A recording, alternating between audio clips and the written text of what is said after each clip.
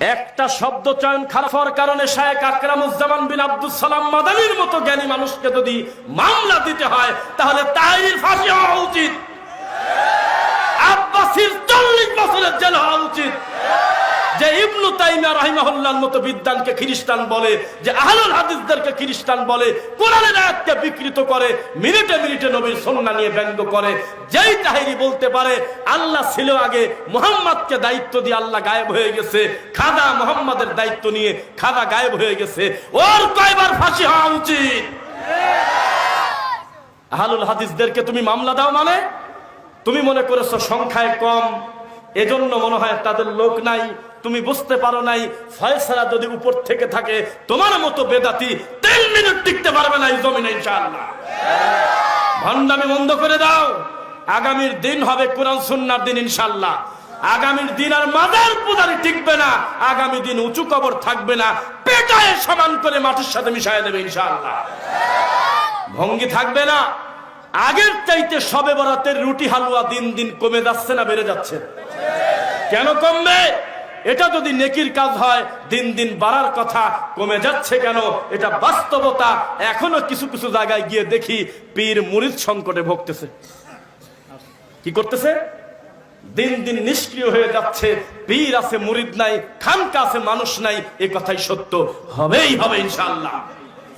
আর আজকের থেকে 30 বছর আগে যেই মসজিদে জোরে আমিন বলার কারণে ঘাট ধরে বের করে দিয়েছে, সেই মসজিদের ভিতরে এখন ওয়ালাদ্দাল্লিন হওয়ার পরে আল্লাহর ঘরটা গুম গুম করে বলে আমিন। কি মিথ্যা বললাম? তুমি ঘুমাও, তুমি সুদ খাও, তুমি কিছুই বোঝো না, তুমি এখনো তোমার প্যান্টটা টাকনুর নিচে, তুমি ঘুষ খাও, তুমি মানুষকে গালিগালাজ করো, তুমি বুঝতে পারো নাই আহলুল হাদিস জিনিসটা কি। বুঝতেছেন নাকি কথা? বিচার একদিন হবে। আরে কয়দিন আগে এক ডক্টর আর এক ডক্টরকে বলতেছে, দুটোই কিন্তু কবর পূজারি। কি দুটোই? কি সে এক ডক্টর আর এক ডক্টরকে বলতেছে এনায়েতুল্লাহ আব্বাসীর সার্টিফিকেট হলো জাল। আমরা বলছি, কথা কয় না। ওই সুন্নি ঘরানার একজন বড় ডক্টর বলছে যে ইসলামিক ফাউন্ডেশনের গভর্নর ফু দিয়ে উড়াই দিতে পারবেন না, খুব মোটা মোটা হুজুর। সেই লোক বলতেছে ও হলো ভুয়া ডক্টর। কথা কয় না। কি ডাক্তার? ভুয়া ডক্টর। কয়দিন আগে তাহিরিকে পাশে বসায় আব্বাসী বলতেছে আউল বাউল ফাউল। কিন্তু আহলুল হাদিসদের বিরুদ্ধে যখন কথা আসে, সব বেদাতি রাতারাতি এক হয়ে যায়। তুমি দেখো না, সরমুনাই পীরকে যদি বলো ডান পাশে আছে 1 বোতল বিষ আর বাম পাশে আছে আটপ্রশির পীর, তুমি পছন্দ করবে কাকে? ও বলবে আমি বিষ খেয়ে মরে যাবো, তবে আটপ্রশিকে আমি ভালো বলবো না, ভণ্ডই বলবো। তুমি যদি এই পাশে রয়েছে ইন্ডিয়ার ভারতের ফুরফুরার পীর, এই পীরকে যদি বলো 3টা মিনিট সরমনাই পীরের প্রশংসা করতে হবে, যদি করেন তাহলে আমরা খুশি হব, না করলে আপনার বিষ খেতে হবে। ও বলবে আমি বিনা বাক্যে বিসমিল্লাহ সারা বিষ খাবো, তবে আমি সরমনার পীরের পক্ষে কিছু বলবো না। এক পীরের দৃষ্টিতে আর এক পীর হলো কাফের। আকাশের যত তারা, পীর ফকিরের তত ধারা। এক পীরের তরিকায় এক খানকার জিকির আর এক খানকার মেলে না। এক পীরের দরুদ আর এক দরুদ মেলে না। এক পীরের টুপির কালার আর এক পীরের টুপির কালার মেলে না। এক পীর আর এক পীরকে বলে হলো কাফের। কিন্তু আহলে হাদিসের ব্যাপারে যখন কথা আসে, তখন সব বেদাতি রাতারাতি এক হয়ে আহলে হাদিসের বিরুদ্ধে অবস্থান নেয়। তুমি দেখো না, মিথ্যা বললাম নাকি? সত্য কথা। অথচ সবটাইতে ঘুমন্ত হয়ে আছি আমাদের এই অংশের এলাকার মানুষ। কিছু মানুষ তারা মনে করতেছে ঠিক আছে সুদ খাই, তবে আমিন তো জোরেই বলি। হ্যাঁ ঘুষ খাচ্ছি, তবে আমিনটা তো জোরেই বলতেছি। জি না, তুমি এখনো বুঝতে পারো না আহলুল হাদিসের বাচ্চা কি। এক সমাজে 1000 বিদাতি হুজুর থাকবে, 1000 বিদাতি হুজুরকে এক পাশে বসিয়ে দেবে একটা সালাফি আলেম না, শুধুমাত্র একজন অনুসারী। এই 1000 মৌলবী 1000 সেকেন্ড টিকতে পারবে না ইনশাআল্লাহ। কারণ এই 1000 বেদাতি হুজুরের কোরআন হাদিসের দলিল লাগে না, তাদের লাগে বাবার দলিল, কাকার দলিল, ঠাকুরের দলিল, পীরের দলিল। আর এই ছেলেটা কথা বলবে কোরআন হাদিসের দলিল। কুল হাতু বুরহানাকুম ইন কুনতুম সাদিকিন, বললেই বেদাতি হুজুর ভয়তে পালিয়ে যাবে ইনশাআল্লাহ। প্রভাব বিস্তারকারী বক্তব্য কোথায়? সেই মানুষ কোথায়?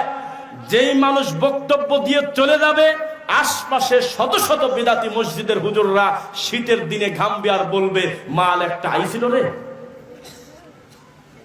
আহলুল হাদিসের বাচ্চা বক্তব্য দিয়ে চলে যাবে, মাইকের আওয়াজ যতদূর যাচ্ছে, কোন কবর পূজারী বেদাতি যদি তার কানে বক্তব্য যায়, সারা রাত দোয়া ইউনুস পড়বে আর বলবে মিলাদ গেল রে, কুলখানি গেল, খয়নাত গেল, তাবিজ গেল, কি কাজটা করে দিয়ে গেল।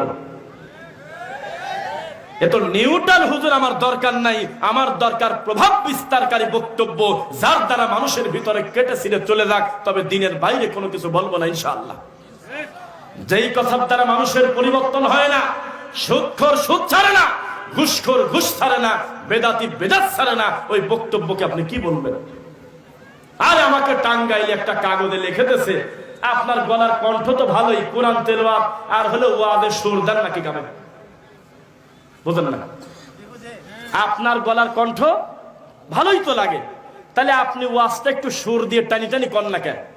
তখন আমি বললাম 1 ঘন্টা বক্তব্য দিলাম, আপনি একটু ধারণা করে বলেন তো কতগুলো অজানা জিনিস জানছেন বা শিক্ষণীয়? ওরা বলতেছে অন্তত 15-20টা আমল শুনছি আমরা।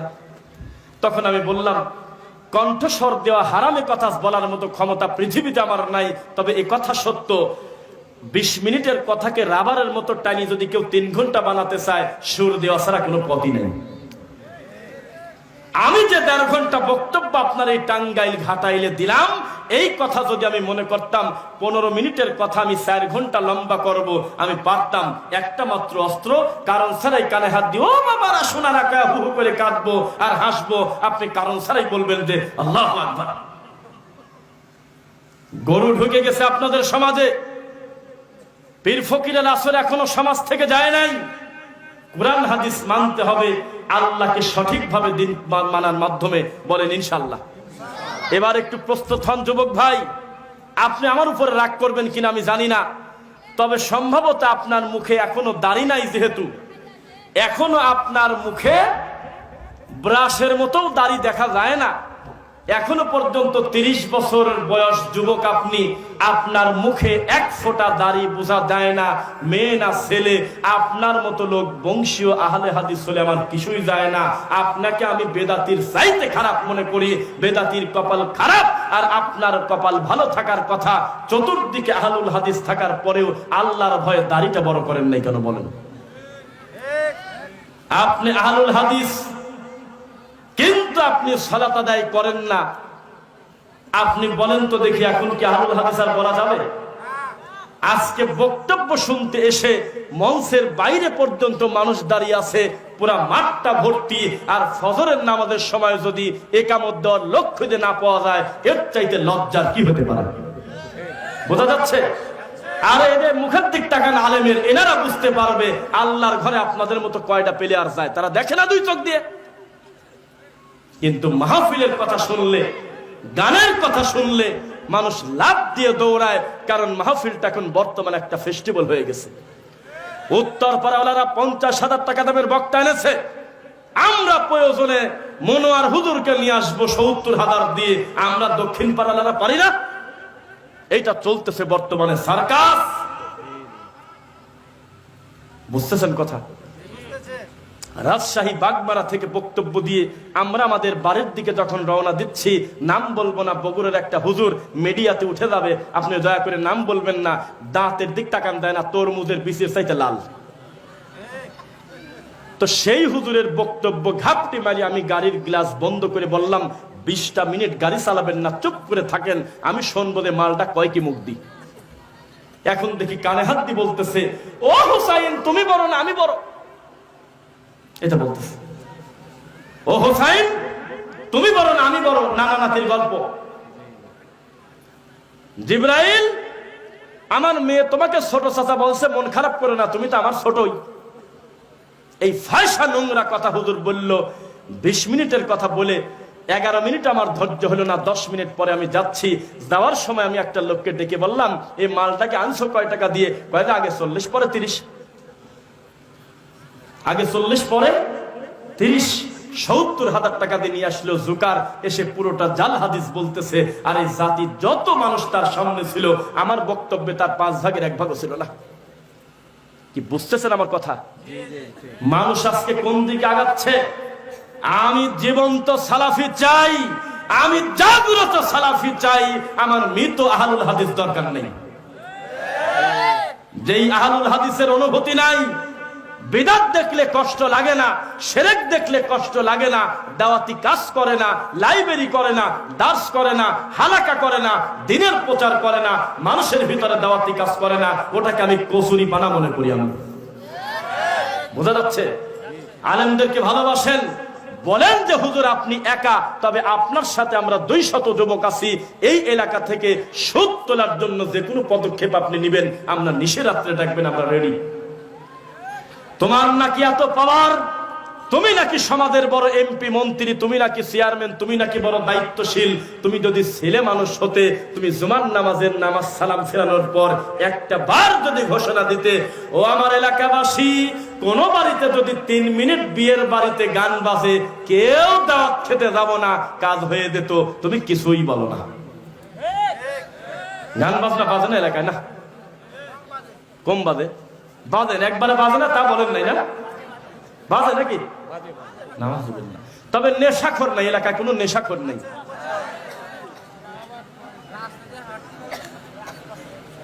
গাঁজার গন্ধে রাস্তায় হাঁটা যায় না,